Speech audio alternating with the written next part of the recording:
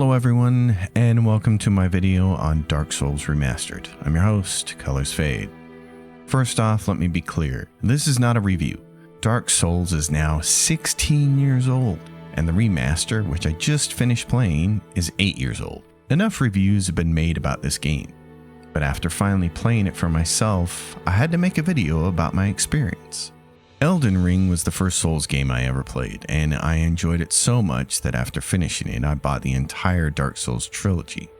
Unfortunately, no matter how many times I tried to play the first game, it failed to hook me.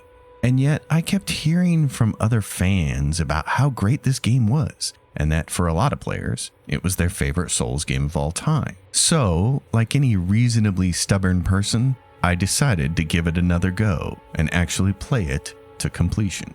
You have chosen wisely. The thing I was most curious about was whether I'd feel the same way about Dark Souls as its fans do, considering I'm coming at this from a completely different direction. Most players experienced the Dark Souls franchise in linear fashion. Dark Souls 1, Dark Souls 2, maybe Bloodborne thrown in there, then Dark Souls 3, and finally Elden Ring. Their perspective is informed by the order in which they experienced these games. However, I started at the end and played Elden Ring first. The graphics are better, the animations are smoother, and the controls are tighter. So I wondered, what happens to a player who starts with the last game first? How does that color their opinion?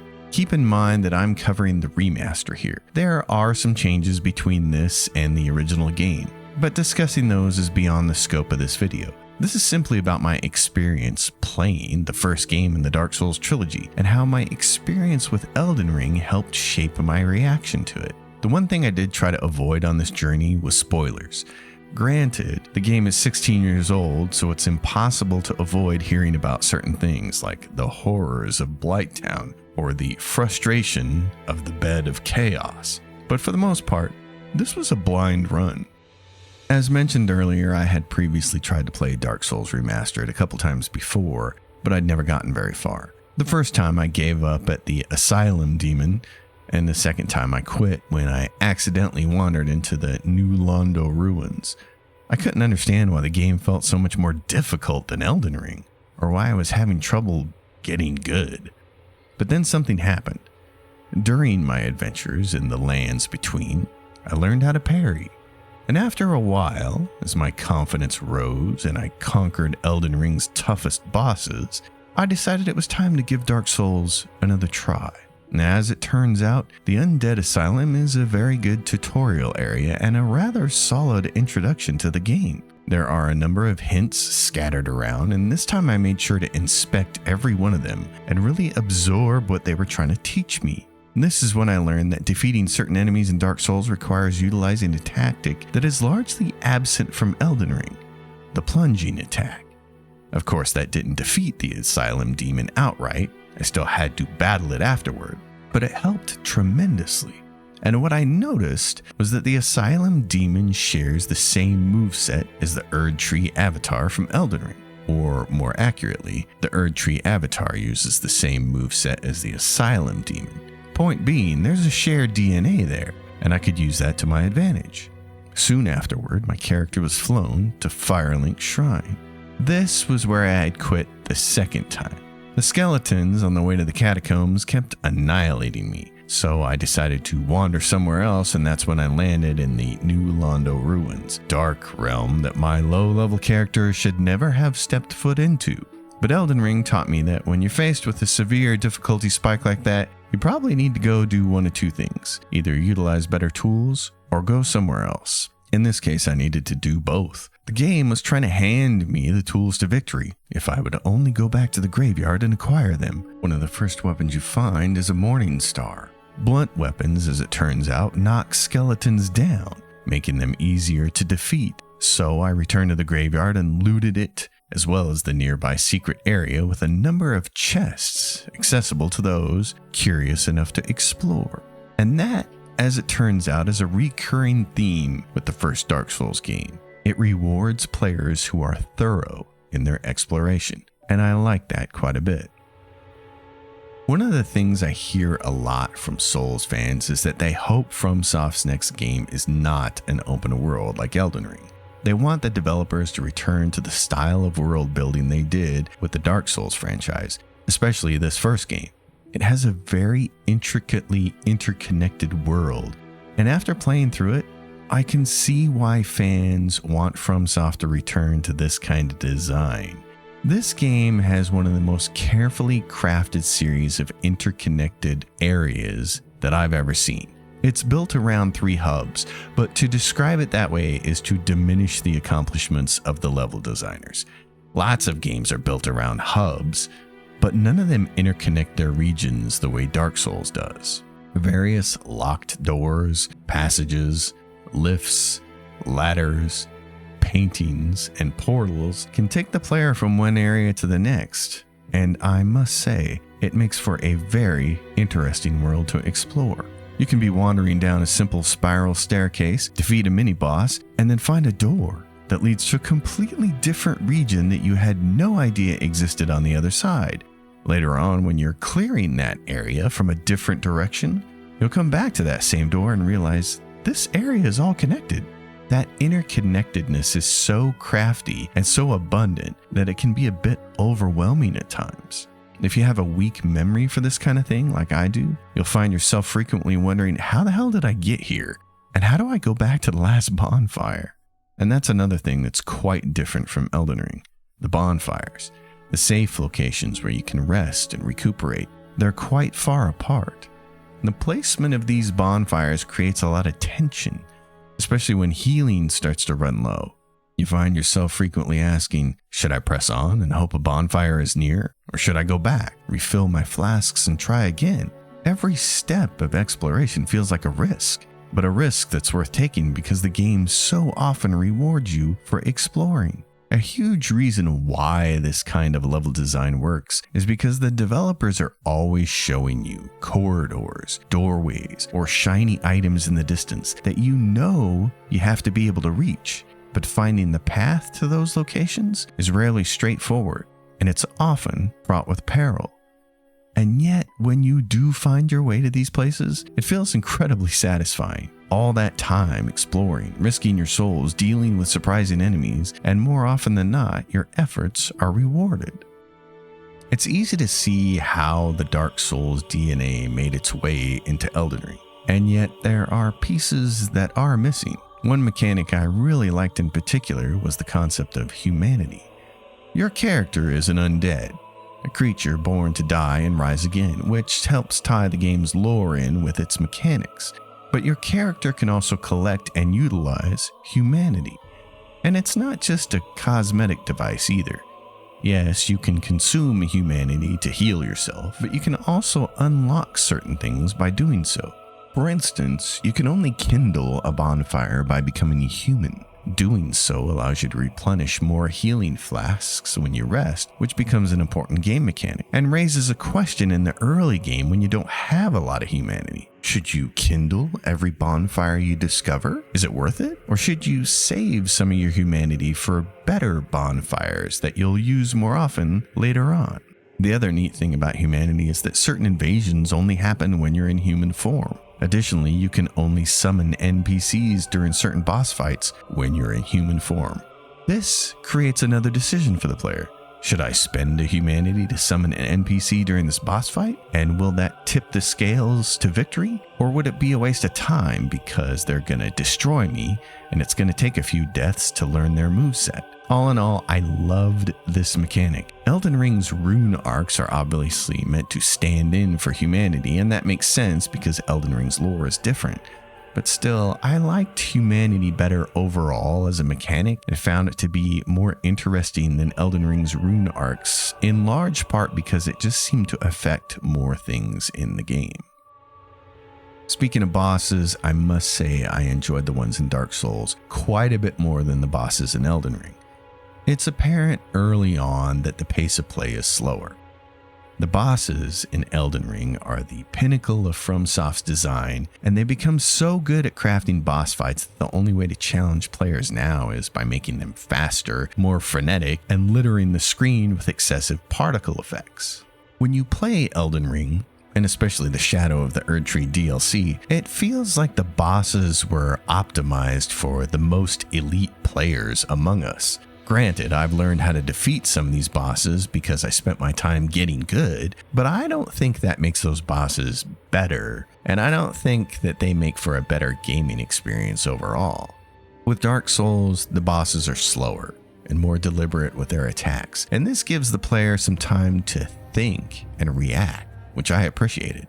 The deliberate pacing does make the bosses easier to defeat, sure, especially for someone who cut their teeth on Elden Ring. But the real win here, to my way of thinking, is that it makes playing the game more enjoyable overall because players can maintain their momentum.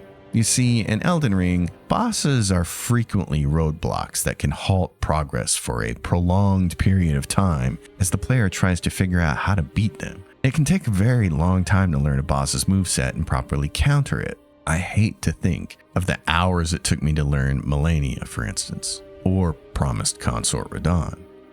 But because the bosses in Dark Souls are more deliberate, it's easier to learn their movesets on the fly and defeat them without a lot of successive attempts. This allows the player to move past them and helps them maintain forward momentum, which I liked quite a bit. It allows the player to keep progressing through the game, which I think is important in any game. That said, there is one encounter that was incredibly frustrating.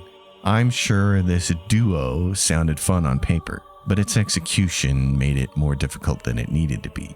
This was a brutally frustrating encounter, and I didn't feel like I got past it because of skill so much as luck. That said, overall I thought the game's bosses were really well done. I appreciated that they presented a challenge, but they weren't so difficult as to halt my momentum, and that to me was the magic sauce.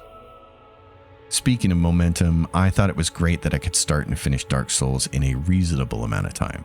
Not to go off on a rant here, but in the last 20 years of gaming, we've seen open worlds become a lot more prominent. And while there are some fun and interesting aspects to them, they also come with their own set of drawbacks. And one of those drawbacks is the sheer amount of time it takes to complete them. I think by now we all understand the problem that open worlds present. Either you don't have enough content to fill them, which can make them seem lifeless and boring, or the devs are forced to fill them with pointless busy work. It's difficult to find an open world game that is actually populated with meaningful content. And because these worlds are so big, and because developers know they have to fill them to keep players doing stuff, we end up with games that take a really long time to finish. So I found it refreshing that Dark Souls only took me around 45 hours. That's a far cry from the 100+ hours that most open world games require. In Elden Ring, the bosses felt like they were the stars of the show.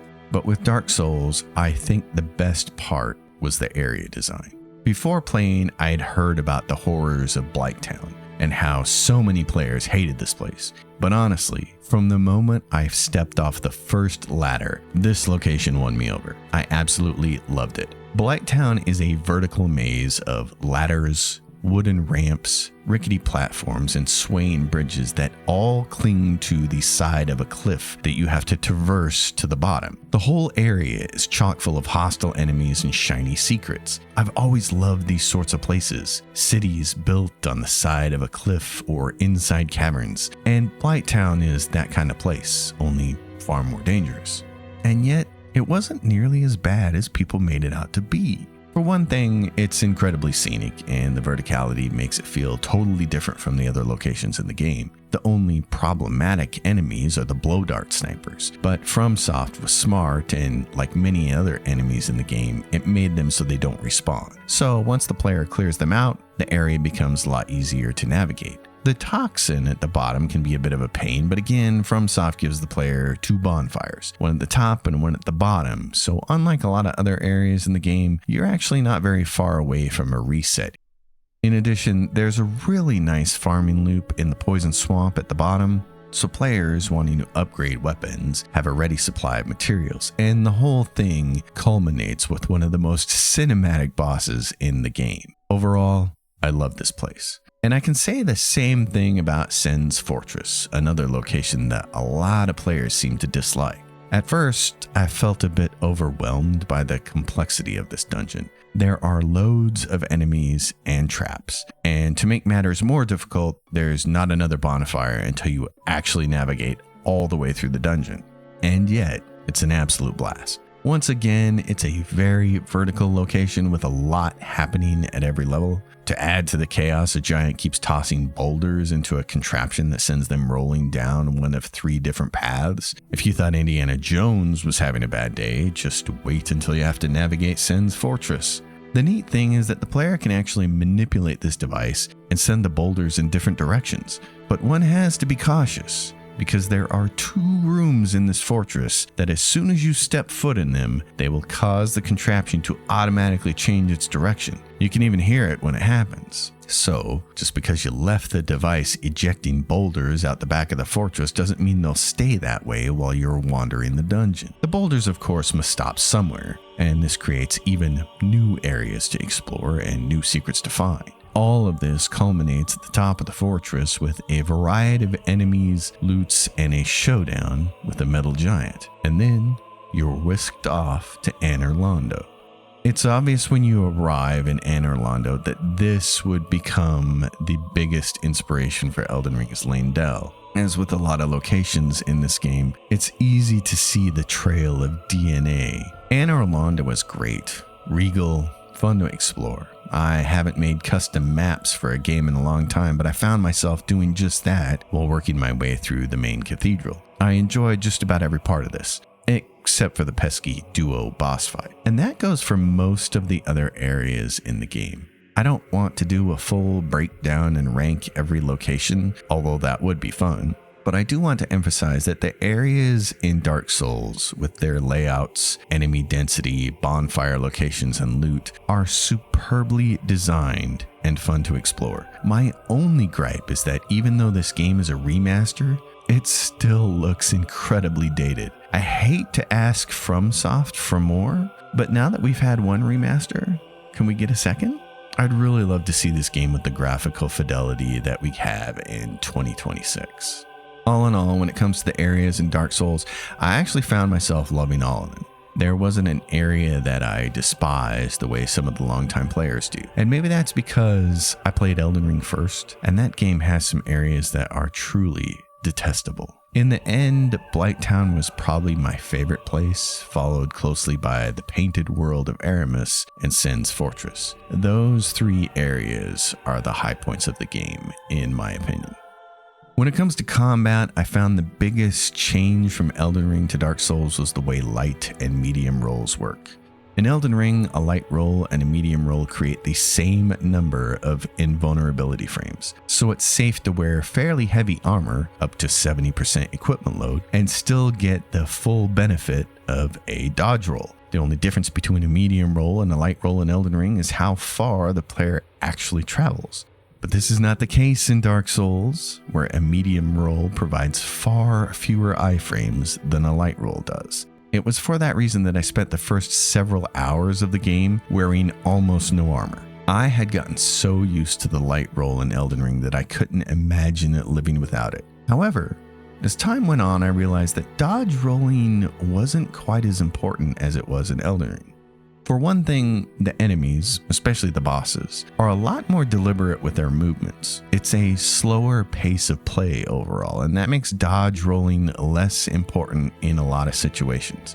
It would be a couple more games before FromSoft's bosses would turn into the hyperkinetic squirrels that they became with Elden Ring. So after a while, I started to experiment with armor sets. And what I found is that if you're a melee character like I was, there are basically 3 ways to tackle combat, and all 3 ways were important to utilize depending on what kind of enemy you were facing.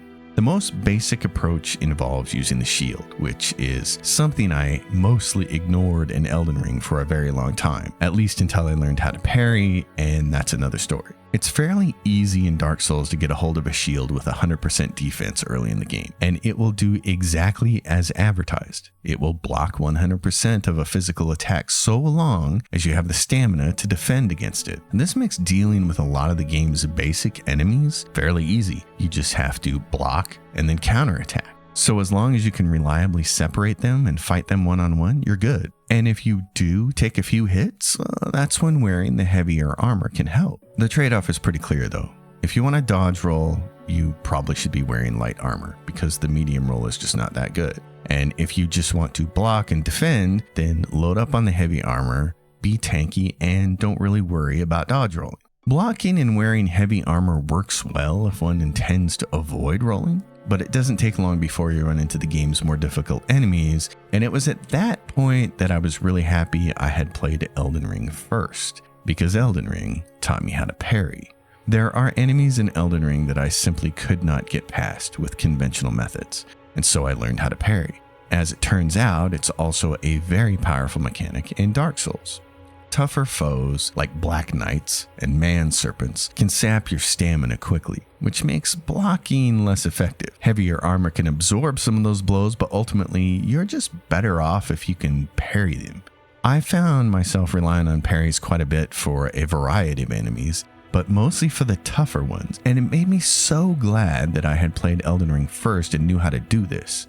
Now, blocking and parries can handle the vast majority of the game, but when I got to the bosses, that's when things changed. And what I learned is that, at least for me, I was far better off wearing light armor, two-handing my weapon for more damage, and using a fast, light roll against the bosses. With the exception of the final boss, I believe this is how I defeated all the other bosses in the game. I just two-handed my weapon, wore light armor, and dodge rolled. The surprise for me was the final boss. I did not expect him to be an enemy that you could parry, but he was. And that made him one of the easier bosses in the game, which I was kind of thankful for, honestly, because by the time I got to him, I was ready to be done. I did not think I would enjoy Dark Souls as much as I did. The game's graphics are dated, and the combat animations aren't as tight and smooth as they would become in the later games. But everything else is so good that it's easy to overlook the parts that are affected by its age. The level design and the interconnectedness of the world is top shelf. The spacing of the bonfires, the environmental dangers, and the location and variety of enemies and bosses keeps everything interesting throughout the entirety of the game. And the difficulty? It's not as absurd as one might think. I remember back when Dark Souls first came out, I remember thinking I didn't want to play it because I'd heard how difficult it was. And I kept thinking to myself, why would I want to subject myself to that kind of frustration? Gaming is supposed to be fun. But now that I've played it, I look back and I think, that was idiotic. This game is amazing. The combat is difficult at times, sure, but FromSoft gives you all the tools you need to meet the moment. If players are willing to experiment with combat mechanics, weapons, playstyles, consumables, etc., there's a way to conquer everything. I'm really glad I played this game. I don't want to say it surpassed Elden Ring as my favorite Souls game of all time, but I can totally see why it would be someone's favorite game, especially if they started with this game. Dark Souls is an amazing gaming achievement. If you've ever been hesitant to give the Souls games a try and dated graphics don't turn you off at all, I'd encourage you to give Dark Souls Remastered a try. I think it's an amazing game and it's worthy of all the praise that fans have heaped on it over the years. And I also think because the combat is more deliberate and the enemies are a little slower, and everything is just a little bit more basic than it was in Elden Ring, I think this is a great entry point into any Souls franchise. This is a great first game, and I'm sad with myself for not having played it when it first came out. Alright folks, that's it for this video. If you enjoyed it, give it a like and consider subscribing to my channel. Drop questions and comments down below. And until next time, happy gaming everyone.